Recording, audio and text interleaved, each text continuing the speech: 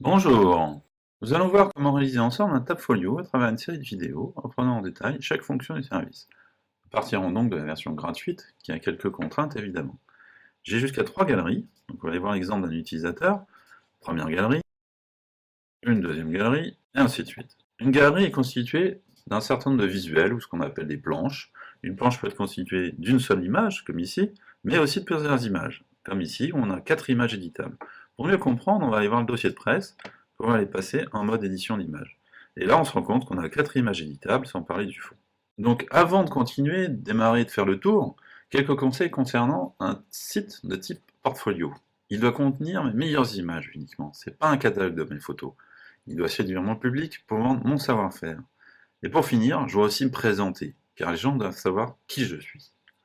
Donc notre exemple, je suis photographe animalier, je souhaite mettre en avant une race d'animal peu visible, le chinchilla. On verra qu'il y a aussi le perroquet.